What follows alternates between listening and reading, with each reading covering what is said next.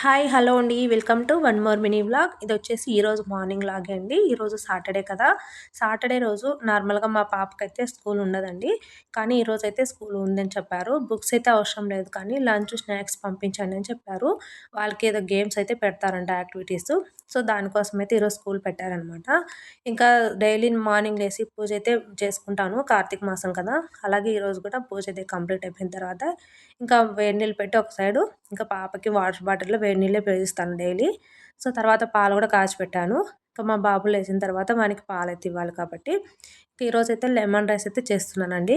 నేను ఇంకా టిఫిన్ ఏం చేయలేదు. డైరెక్ట్ లంచ్‌కి, టిఫిన్‌కి రెండింటికి గూడా లెమన్ రైసే కలిపేసాననమాట. ఎప్పుడులా కాకుండా కొంచెం ఆనియన్స్ వేసి చేశాను. టేస్ట్ అయితే బాగొచ్చిందండి.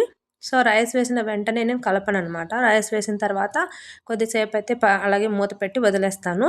తర్వాత మళ్ళీ కలిపేసి స్టవ్ ఆన్ చేసి మళ్ళీ వేడి చేస్తాననమాట. అలా చేస్తేనే పొడి పొడిగా మనకి మంచిగొస్తుంది మెత్తగా కాకుండా. సో, నేనైతే ఇలాగే చేస్తాననమాట. ఇంకా స్నాక్స్‌కొచ్చేసి నేను ఇంకా ఇంట్లో చేసిన మురుకులైతే ఉన్నాయి. అవైతే పెట్టిచ్చేసాను. ఇంకా లంచ్ బాక్స్ కూడా పెట్టిచ్చేసాను. సో, తర్వాత మా పాప అయితే లేసింది.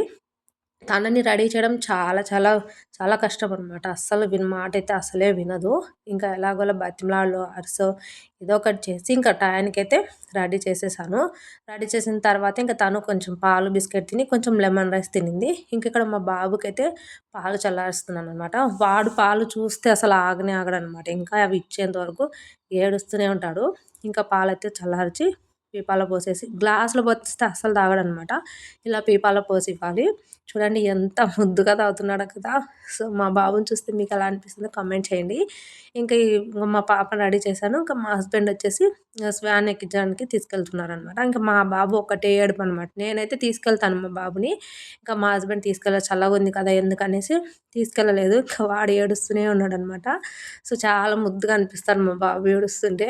ఇంకా మా పాప అయితే స్కూల్‌కైతే ఎళ్ళిపోయింది.